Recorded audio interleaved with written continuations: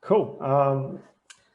Cool. So yes, thank you very much. Yeah, welcome to our webinar on what makes a great school website beyond the homepage. From myself, Keelan, and my colleague, Jack Blackwood. So to kind of introduce ourselves, my name is Keelan and I'm the UK production manager at Finalsite. So my role is to work with the designers and the front-end developers in our London office to support with the design and the build of new websites, all the way from like the very first starting point, all the way from the initial concept until they go live. I'm also a designer and a creative consultant myself. So I work with schools directly to help them establish their requirements for new websites and kind of guide their creative direction and ultimate design. And then, sorry. No. Hi, I'm Jack. I've been with Finalsite almost a year now, and what a year it's been. But it's been wonderful. And I mean, you know, the technology that we have now, I never thought I'd be speaking to schools all across the world so early in the morning, but it's lovely to be able to connect with people like this and be able to talk about our experiences. And I really hope that I'll be able to bring some of the best practice that we have here in the UK and some of the things that kind of we learn as I connect with so many schools.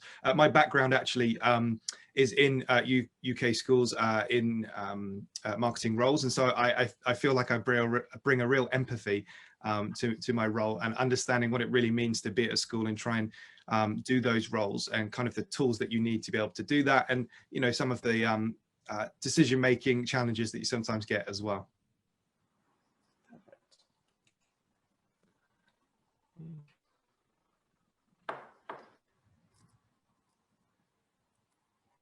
Wonderful. So okay. We talk about digital campus, and I think you know, something that I was able to do a few times this year and have done in the past is you know, you start to get to know a school digitally. You visit them and you know, you see what they're like, and then you actually visit their physical campus. And often what I found when I do these visits is that there is a gap. There's all these things that I learned when I actually turned up on site and they gave me a tour and they spoke to me. And the website isn't doing such a good job at introducing you. And I think the thing that really makes a difference now, and I was thinking about it this morning, is that these visits are no longer just casual, what's your contact details, where are you? These are decision-making visits. And that's really, really changed. And so now it's really important to make sure that you have a digital campus, that it is a true and wonderful introduction to your community, to how you know, deliver learning, and to you know, talk about your ethos and how you do things. And it's much more important than it's ever been before.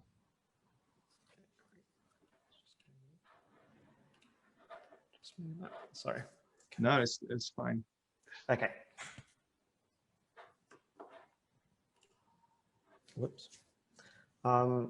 So yes, thank you, Jack. And kind of building on that, so one of the first things I wanted to talk about and what makes a great website beyond the homepage is how the design plays a role in that, in bringing that digital campus to life. So a great design is essential for several reasons. It helps you build a really strong first impression. Often your website is that first touch point for certainly prospective families, but it's also a central and, you know, fundamental point of engagement for your current communities as well. So you want to make a strong first impression. It also builds trust and confidence in your school and its value proposition. So, you know, the quality of a website and the engagement of that design, visitors will associate that with the quality of the school, its educational offer and its communications. So, you know, a strong design there is really valuable. It can strengthen engagement with your messages. Sorry. No. I was just going to say, like, the depth of your design as well. You know, this is why we're talking about the beyond the homepage, because people often just almost had, it was like a poster. That was what the homepage was. And then anything else was kind of a bit of information. But the depth of your design is now important, because people are going to need to digitally visit you because they might not be able to physically visit you in the same way. And so they are demanding a better experience before. And some of these, trends that Keelan is kind of sharing is about that depth. It is about that kind of media rich and experience, which is now a customer expectation, which it might not have been before. Which is quite exciting for us as kind of people who work within that industry, and we get to work with tools and we get to kind of really push those boundaries. But it also means as a school, we've really got to make sure that we're pioneering and we're right on the edge of what is coming out and the tools that we need. Perfect. Exactly. Yeah. And I think that's such a good point, because it is about facilitating a deeper experience now, I think. Yeah. Like, part of that design engagement is we want to keep people exploring, moving through that website, building on the different messages, and see through the design, we can help facilitate that. But what makes a great design? Well, there's a lot of different considerations here. And one of the things we think about when we are starting a new website design is, or our design trends. So design trends can be thought of as like emerging creative techniques. They change over time, and they can help us really speak to our audience effectively. They could take many forms. They could be a type of visual style, the look and feel, or they could be a type of interactivity, a new way of interacting with something, or watching a video, or kind of clicking on a button. So there's lots of different forms. What they have in common, though, is that they evolve based on a couple of qualities.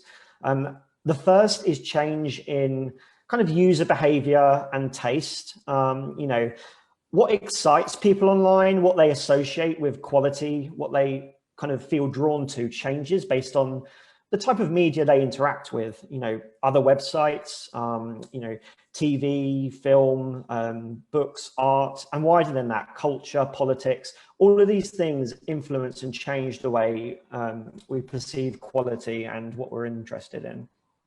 So that very much drives new ideas, new ways, and new approaches online.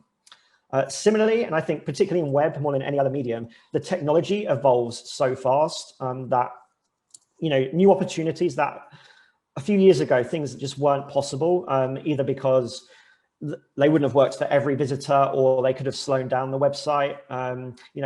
They suddenly do become possible. The technology, every couple of years or so, we're seeing new opportunities, and that can really drive the websites forward and change the way that we're communicating our messaging. So with that in mind, I wanted to talk about a few of the emerging trends we're seeing at the moment, and how they can kind of influence your school website. So firstly, purposeful content. This has always been a key quality, but it's becoming ever more important, particularly now that mobile is taking such a strong hold. And again, there's so much competition for the visitor's attention online. We're all spending more time online. Certainly within schools, that there is more to communicate. So it's really important to be focused and purposeful in the content that we're expressing to our visitors. This means that they're more likely to engage in those messages, because the more we're saying, the harder it is for people to decipher what's most important. So purposeful content is a really key goal. Goal-driven layouts. And this, I think, touches on this beyond the homepage point quite specifically.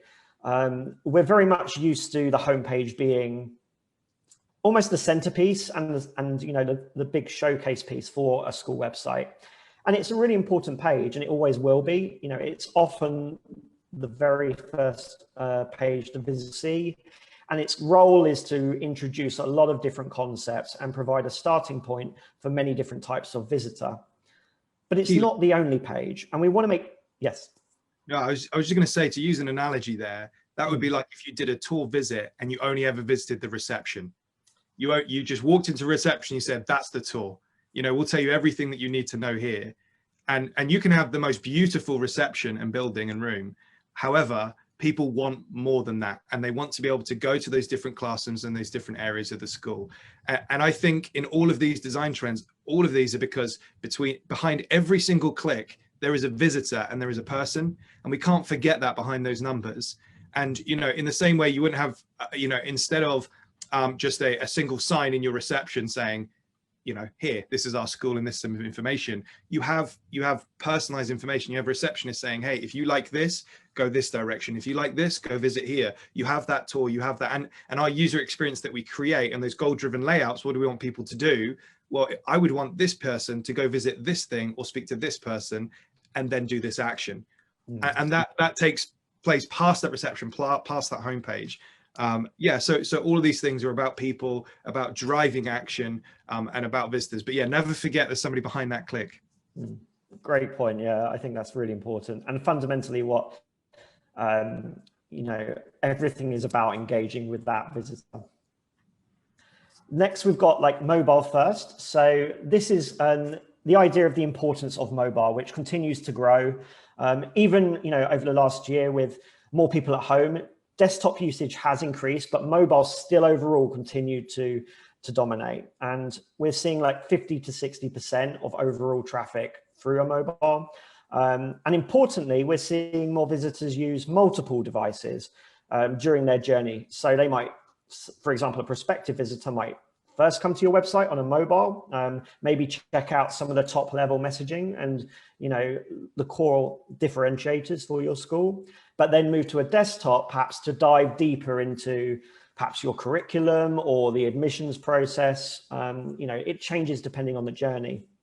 But what that means is we need to consider every type of device and kind of how that narrative comes together. And that's what mobile first is all about. It's about thinking of mobile at the same time as desktop so that we can provide the most consistent journey possible. The experience will be slightly different to tailor it to the device.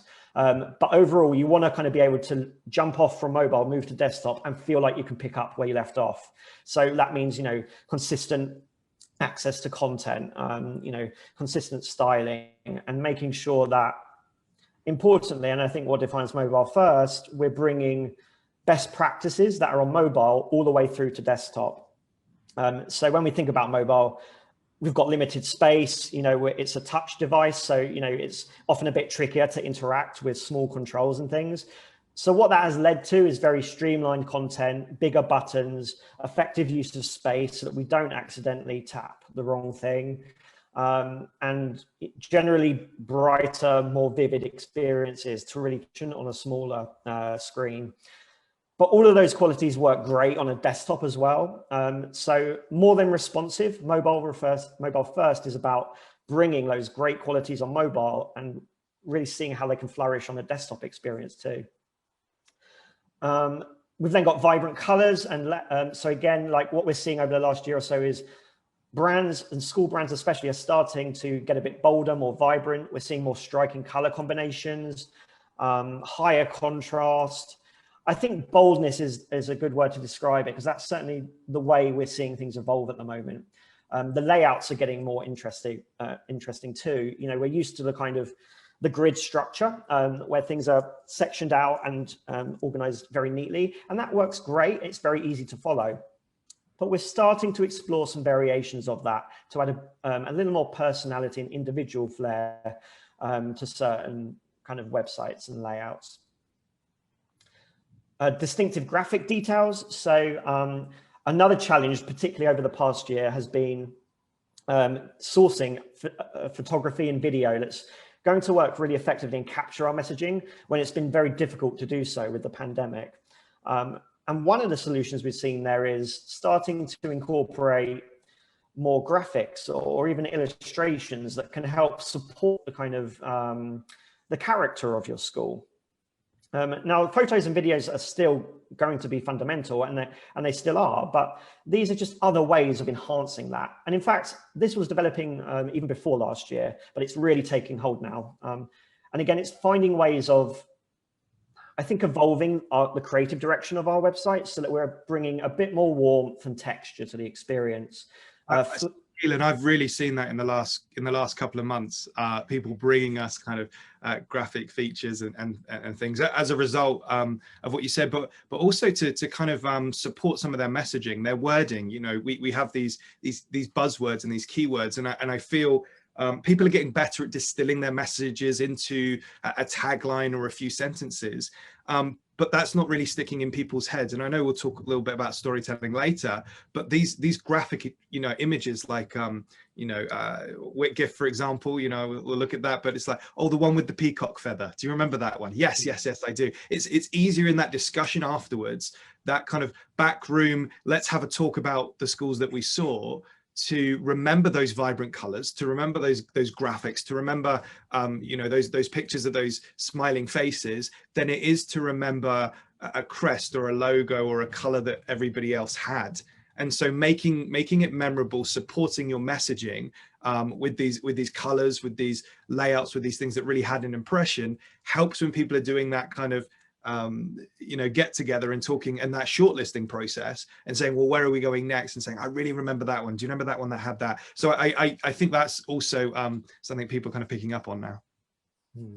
Yeah, definitely. I think that's a really good point, because it does give you that, again, it helps make it more memorable, helps you really engage with the uniqueness of that school. And then finally, immersive motion. So motion is something we're just seeing increase year on year. It's a whole other dimension, the way that something animates in, what happens when you click on a button or you interact with something. Motion can really contribute to the personality that comes across. And it can also make things easier to use by drawing your attention to important information or guiding you down an unusual layout or something like that. So again, motion can be a very effective strategic tool. And with all of these, the question is, should you follow these trends? And I think the answer to that is it completely depends. These are all different tools in the toolbox, if you think about it. The most successful designs will embrace trends that reflect who they are, who they're trying to reach, and what they're trying to say.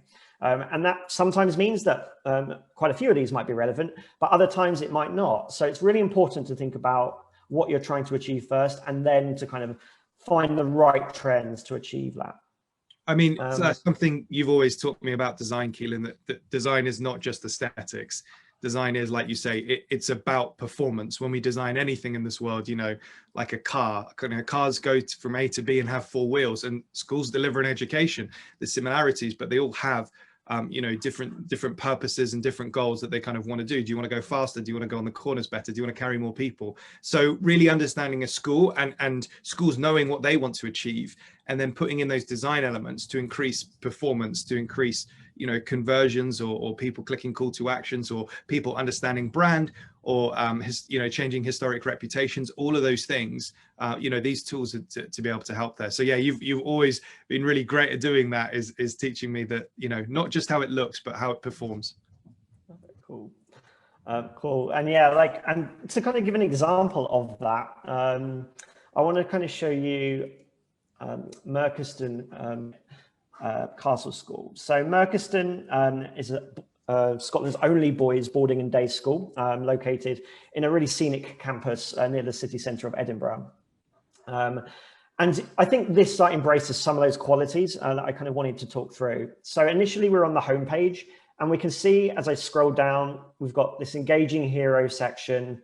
And as I move through, right away, the layout, it's very big. There's lots of these big text statements that grab my attention, lots of white space that guides me to each section.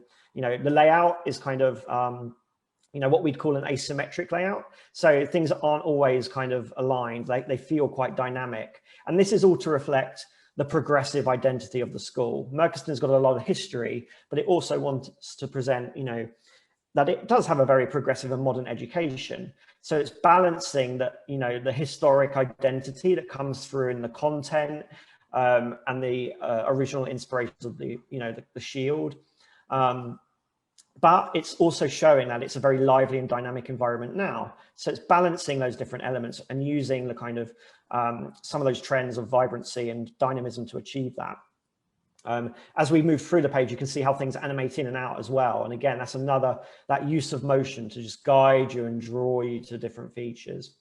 The use of graphics. So these call to action buttons on the right follow me down the page. And if I hover over them, I get my little, a little description, like visit, arrange a tour, order a prospectus. But normally they're just visuals. So they're not too disruptive, or they don't get in the way of the other content I'm looking at, but they allow me to engage with them and draw me to them very effectively. I love that that middle section there with that you know, dynamic content coming in from the social media, from the news, and from the blog. I think it's every time I visit the page, which I do quite regularly, there's always something new, and I think that's the same that you'll get in a physical visit. On each given day, there's something new. You go in a corridor and, you know, someone's in a science lab blowing something up, or there's a sports game on the field. And I think to be able to reflect that on the website, to show that every time you come back, this is a busy, vibrant school with so many activities and opportunities happening, and what a good place to kind of be able to do it. And then if that interests you, is to be able to immerse yourself into that kind of subject, and to say, well, let me have a look around at really what's happened in the last month. And when you look at the news stories for last month, suddenly you're like, wow, this place has got a lot going on, and, you know, there is something that my pupil will love to do. Mm-hmm. Perfect. Yeah, and that was a really important point for them. Again, one of the challenges as a boys' boarding school is they wanted to really showcase the diversity of opportunities that are available. And that's a perfect way of doing that, because you're showing, like in real school life, a very authentic insight into all the different things going on. And Mercuston as well, again, I'll just touch on like a couple of pages, but it does different things throughout the journey. The homepage is really engaging, but it continues that. So for example, each of the school areas on the homepage, if I scroll a little bit further back up, we've got entry points to the juniors, the middle years, and the sixth form. So each of these has its own landing page for visitors to learn more about that particular area. Similarly, it is a boarding school, and each boarding house has its own landing page. This is an example of that. So a landing page is almost like a homepage in itself, but just for that particular aspect of the school. So in this case, Chalmers West, which is one of the boarding houses. And it's got this really vibrant layout, but it's all focused on the experience of life in that boarding house.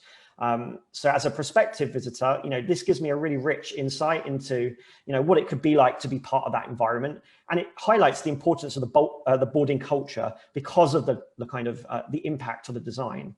So that's one way. It's that personalized visit, Keelan. You know, I did a tour for I have two young children, and strangely, I'm now looking at independent schools, and I did a tour for one of them, and you know, he's 4 years old, and so they showed us the pre-prep, they showed us the nursery. I wouldn't expect them to show us the sixth form for the school.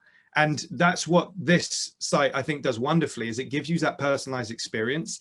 You know, it doesn't just take you to reception and say, hey, we do all these things. They took us off to a direction and then gave us a personalized visit. And I know that when I was, you know, in schools doing marketing, one of the hardest challenges is having that kind of wide demographic of, were they day pupil, are they boarding, are they, you know, are they 4 years old and parents of 4-year-olds, or are you advertising to people who want to come in the sixth form at 16 to 18?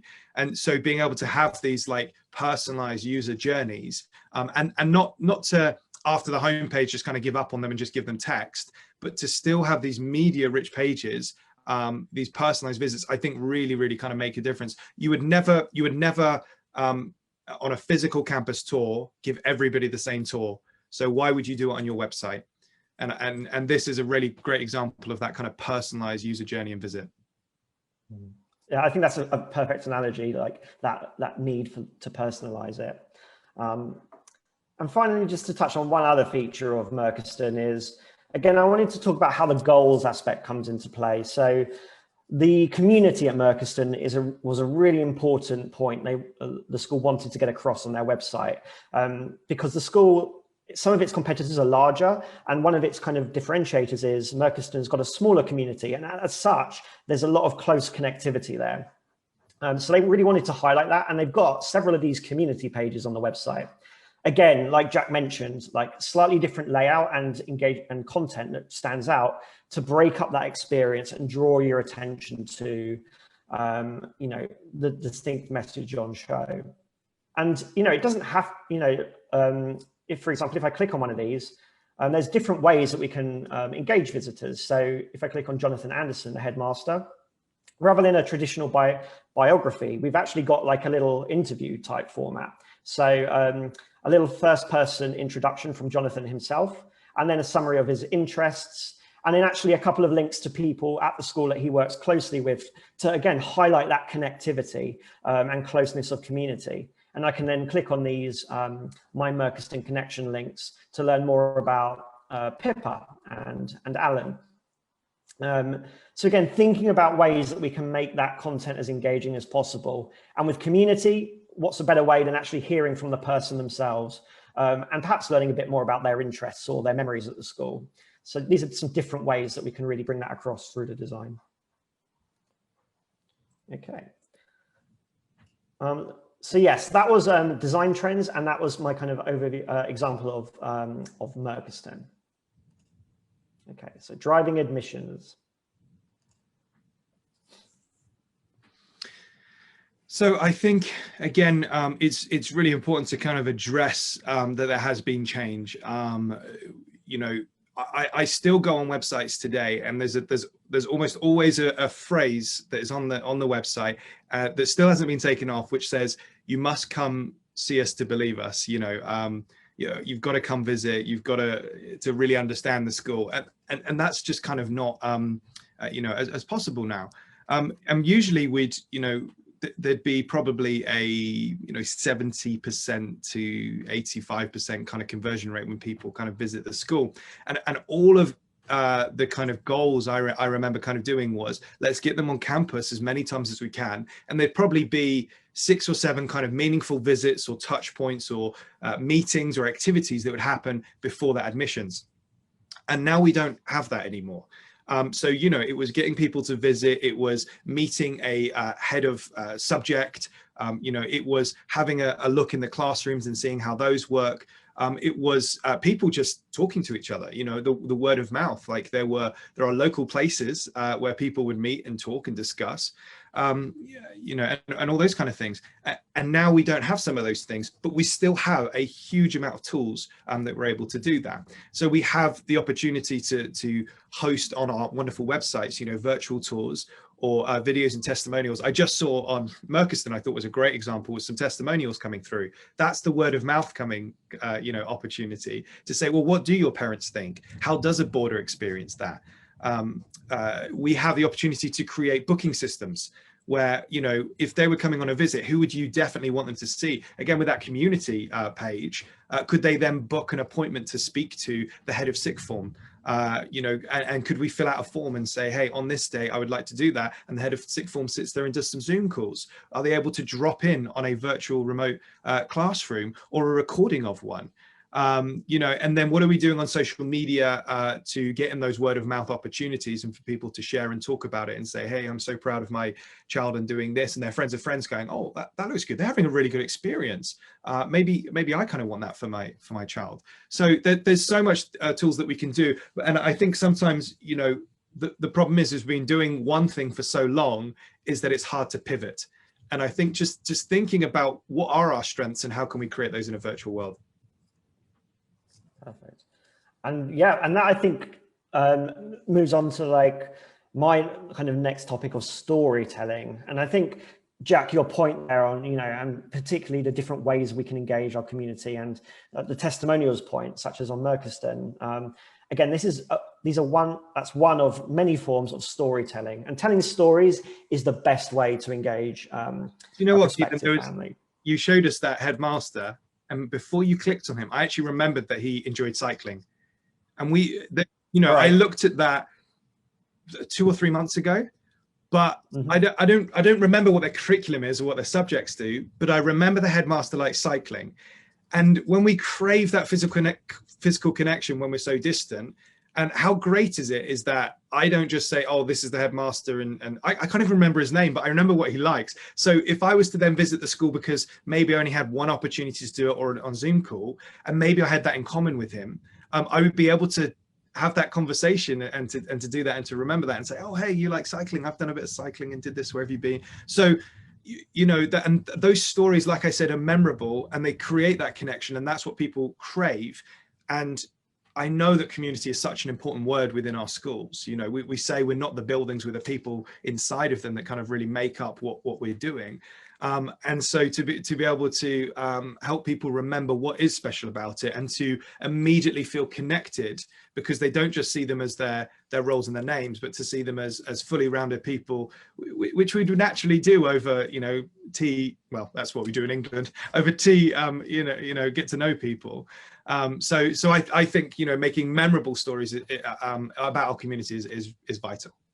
Perfect. Yeah, I completely agree. And it really does drive those conversions ultimately, and create that connection that visitors want when they go to a school website, because it is about, it's an emotional decision, that admissions process, and we want to build that emotional connection.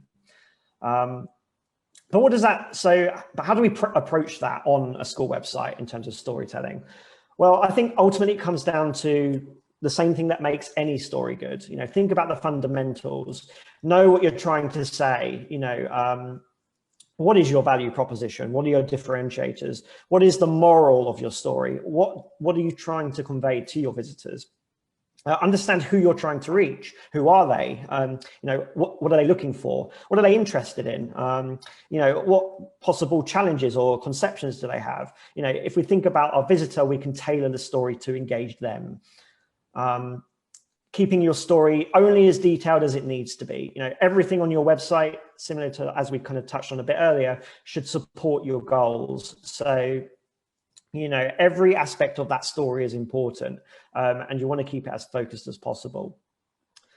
Structure, having a beginning, a middle, and an end. I think this is one of the kind of trickier points on web, because unlike a lot of other media, we don't know what order the visitor is going to visit your website in. We'd like them to, start on the homepage, move through to, about, academic, and move through in that way. But it's important to give visitors the flexibility to have that autonomy of exploration, so that they can explore what they're kind of interested in. And what that means is thinking about the story in terms of the overall user journey, I think. So, with a prospective family, usually the start of that story is our sort of top level pages on the website. So the ones that focus on what makes you different, your identity, your mission, your ethos, your values. And then the middle of the story is perhaps as the visitor moves into learning about the curriculum in more specific details, or, aspects of school life. And then the end of the story is that kind of admissions journey. And I think it's about finding different ways throughout of having little story-based insights. So like Jack mentioned, testimonials, or, kind of topical highlights of what's going on in school life. Even a photo, a single image can tell a whole story in itself. So by weaving in these kind of points of emotional engagement throughout that whole journey, visitors can connect the dots and build that overall picture of your school. And finally, in terms of the last kind of 3 points, it's about that emotional connection, and an authentic one. So, thinking about your characters, the way your community is represented on your website, the tone of voice that you're talking through when you're promoting messages to your prospective families. Again, that authenticity is so important. It is important to give a genuine impact and a genuine portrayal of what's going on. And using, again, I've seen some really great pupil profiles recently about their own experiences, and one of the things that again happens on a physical school tour is you're always given a tour guide, and of course you will get the most wonderful tour guide who is great at communicating, great at talking about the school and their school experience. And I saw a school profile the other day, and it reminded me of a tour that I did at a different school, and it was this profile on this sixth form girl called Lara. And my little girl is called Luna. And I remember doing this tour once, and we had this tour with this just most eloquent sixth form, who was able to, she really knew her place in the world. She was really bold. She was great at academics, but also great at sport, just a really good all-rounder and really passionate about her school. And the aspirations that I suddenly had for my little 2-year-old, for Luna to be like Lara, was incredible. There was their emotional connection. There was this character built. And I know that, people in school say, oh, our pupils are our best assets. If they're our best ambassadors, they turn out wonderfully because they are a result of our product. We want our families to be able to visit them and to see them. But again, that's more difficult. And so I saw this profile on this kind of school about this sixth former, about this this girl and what her journey throughout this school. And it brought back that feeling of that kind of aspirational culture of going, yes, that's the goal I want for my pupil, because there was this really good story. There was that emotional connection of saying, that's what I want for my child. And again, you know, there's a person behind every visit, and there's also, you know, most of the time a parent with an emotional connection who wants an aspiration for their child. So yeah, I think that's really important. Definitely. I think, yeah, because, and it's so right, because a lot, you know, when if a prospective visitor is looking at, say, a few different schools, they're going to hear similar terms sometimes, you know, the academic quality, the curriculum, the diverse opportunities. So it's the stories, I think, that, like you mentioned, Jack, make it relatable, make that real kind of thing, and how that differs between schools. I wanted to show an example of that, of how great storytelling can kind of create that impact. And this website that I'm going to show is Wick. So this was the site Jack touched on a bit earlier too. So I'll just show you this feather detail. So we can see it on the homepage. As I kind of get to it, this feather kind of drops in and animates in. And that's there because Wick, it's an independent boarding school in the UK. And one distinctive quality of it is that it actually has, it's partly a zoo, and it has like some exotic animals on campus, including peacocks. And that over time became sort of part of their brand. It's an underlying quality, you know, the focus is on, you know, transforming boys' lives and the education, but it's a part of school life. And again, that feather just is that memorable element that keeps you remembering the website and gets you intrigued to want to explore more. And yes, so Wick, I'm on the homepage at the moment. And their homepage plays a really effective role at introducing a lot of key aspects of the journey. So we've got this hero that establishes the value proposition, transforming boys' lives through education. We've got our entry points to different school areas to personalize my journey from there. And then importantly, we've got like this section, I am Wick. And this is the section I wanted to talk about and how this moves beyond the homepage. So Wick has one of the largest kind of financial aid or bursary provisions in the UK. And as such, they attract boys from a lot of different backgrounds. And they wanted to really show how the boys can go on very different journeys. It is a boys' school, and sometimes there are misconceptions that, you know, it's going to be very sport or athletics related when boys are going there. But actually, there's a huge range of opportunities. And we were trying to kind of work out ways of conveying that. So how we did it is we've got this I am Wick concept. So if I click on this link, it takes me to a dedicated page. So again, thinking about breaking up that experience, creating a journey beyond the homepage. When I go to this page, I just have initially quite subtle I am Wick. And as I scroll down, the text kind of zooms in, which really grabs my attention, immersive motion. And then as I continue scrolling down, I get this series of essentially testimonials. So a story about each, a selection of different boys at the school. This is supported by a really dynamic layout, you know, with some engaging animation. The content on the left scrolls down so I can read each sort of testimonial or story. And then the image on the right kind of animates in and the color changes. And what this does is it feels very engaging. It's really easy to use because I'm just scrolling up and down. But importantly, I'm learning so much about the school through reading these testimonials. So I get an insight into the different academic and co-curricular opportunities. I really get a sense that each boy can, you know, pursue what they feel most engaged in and passionate about. I can see that like a lot of students have come from different backgrounds, very much reinforcing the school's kind of one of its kind of core goals and kind of who it's kind of catering for. And I'm also getting a very personal sense, you know, it's very relatable. So this is just one page and a set of stories that is conveying so much. Importantly too, I then have call to actions. So throughout this page, Wick can control these links on the right, which can link me off to the prospectus to find out more, vacancies or their calendar. And at different times of year, they change these links to kind of coincide with key admissions deadlines and other kind of events taking place, which will then lead me into that admissions section where I can finish or continue that journey.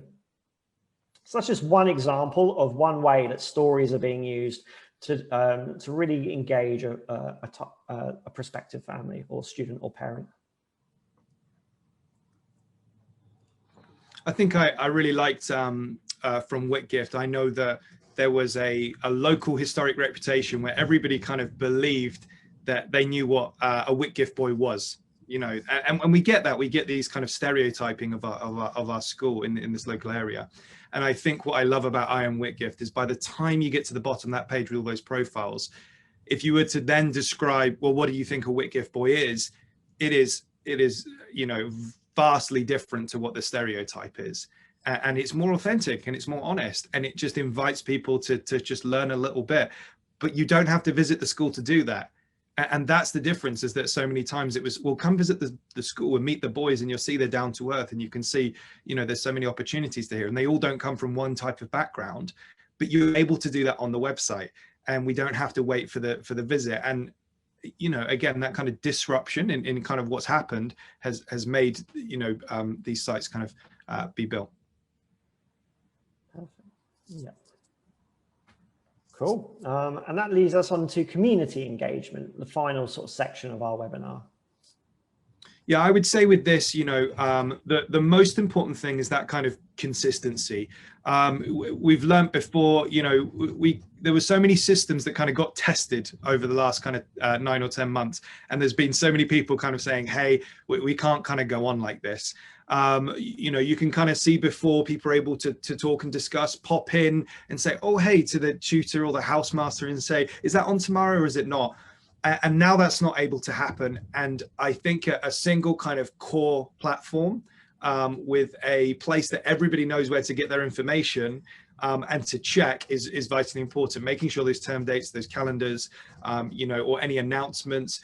We've seen this kind of building of COVID hubs and FAQs, and you have these pop-in notifications that can happen on a page and say, hey, there's more and new information. All of these things are absolutely, you know, vital to be able to make sure that people know exactly where to get the information and that there's a consistent place.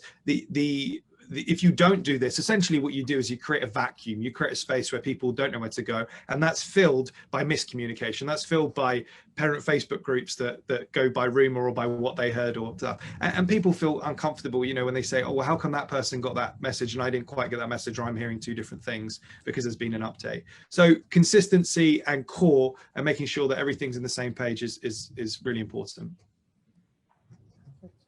Cool, yeah, totally. And I think, and it's a big challenge because we do have a lot of different, you know, internal audiences, from parents to students to wider family to staff, teachers, alumni. There's lots of different people we're trying to engage with. And design-wise, I think one of the keys to a great kind of experience there is a really positive user experience. So, you know, as visitors use the web more, they expect clearer, faster, easier to use websites that help them really achieve their goals. And a strong user experience can really help you achieve this. And user experience is all about, you know, adapting the design to the needs of the visitor and problem solving by thinking about what they need. It's a very broad field. It covers a lot of different areas from design to content. However, like, it's so important. And there's a lot of research that goes on into this field that we kind of keep up on. We even have a user experience committee at Finalsite to kind of talk through, you know, some of the best ways of engaging an audience. And, you know, there's a wide variety of things that can work well. And I've highlighted just a few of these here, such as really, you know, streamlining your user journeys. Again, comes back to that idea of only show what you need to. Every piece of content should have a purpose, you know, particularly, and that's really hard, especially with like parent portals and things like that, where there's so much information available, and that's great, but think about what's most valuable to that visitor. Establishing dedicated like pages or microsites even for those audiences. You don't want to necessarily confuse like content that's marketing to prospective families with content that's designed to help inform, you know, your current families. So increasingly we're seeing, you know, separate kind of landing pages that are very personalized again to particular internal audiences, such as parents or alumni. Having really clear entry points, because again, even if they have those separate pages, they're still probably accessing your website through the main homepage or typing it into Google. So we want to make sure that there's clear signposting to get to where you need. And then yes, like content wise, again, posting consistent updates to make sure that the site feels up to date and dynamic, therefore trustworthy. That it's kind of supporting all of the different communication channels that are most important to you as a school. That you're continuing to tell stories. Sometimes when we get to like parent pages and things, we think the focus becomes more on practicality. You know, let's make sure we've got easy access to the calendar or my secure portal or learning resources. And that is important, but it's still important to engage emotionally. You know, we want the website to be a point of pride for your current community and to keep them coming back because they want to find out more what's going on, you know, to connect with each other. So all of those features are important. And to demonstrate that, I've got a couple of examples that I'll show you. So firstly, we've got Charterhouse. So Charterhouse is a leading independent school in the UK.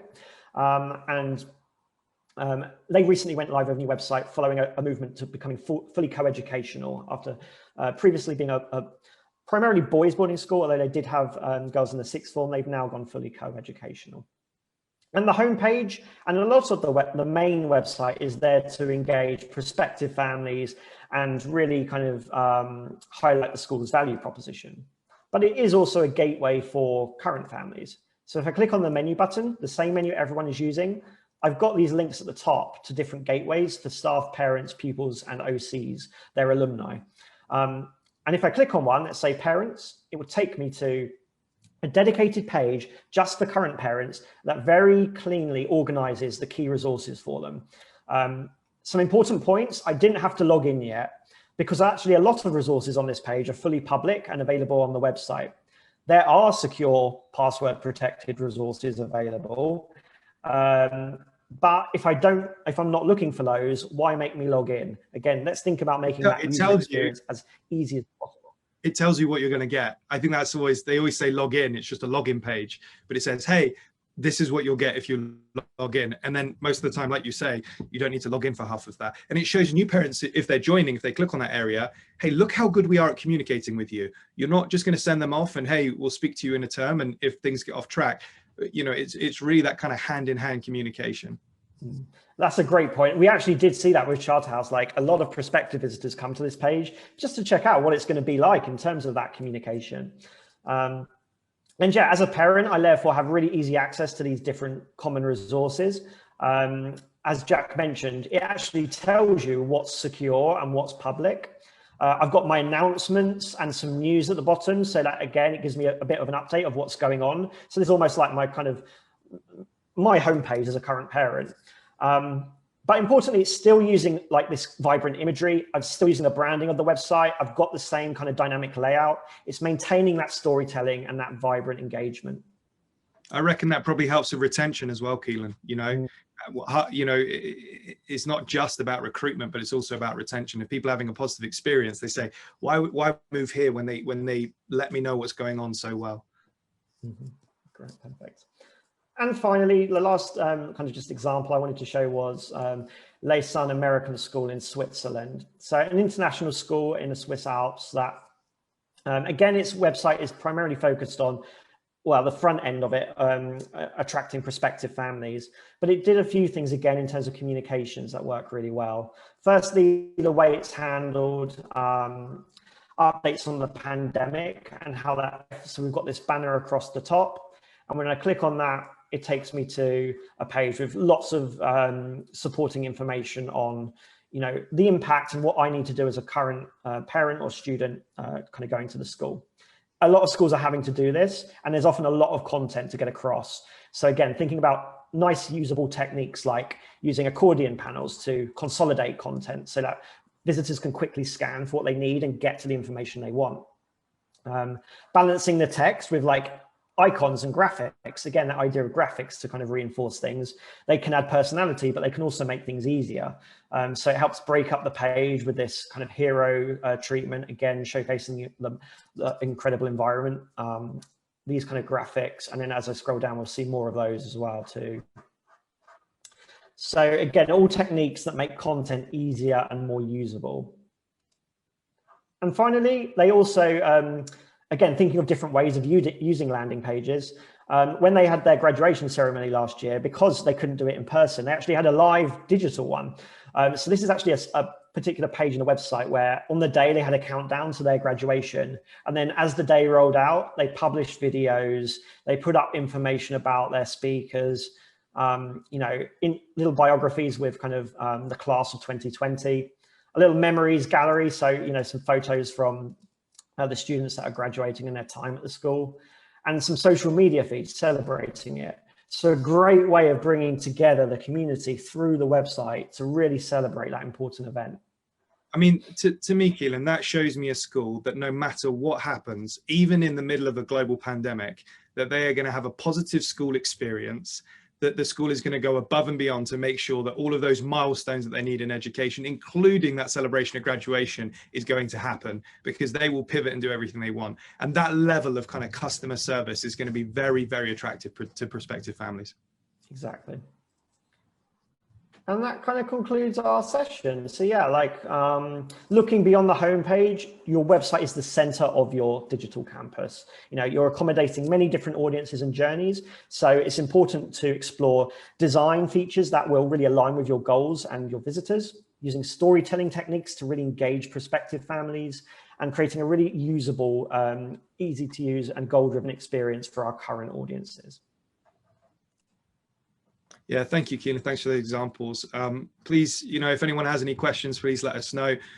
We're always happy to, you know, have a little look at your website and see, give our kind of advice and our kind of a once over on it, just so you can see maybe what you can do to improve, or maybe areas that we think, you know, you're doing really well on and to keep doing. Or if you just kind of want a 15-minute chat, we kind of do that. Just sometimes people just kind of want to ask a few questions. So please get in touch.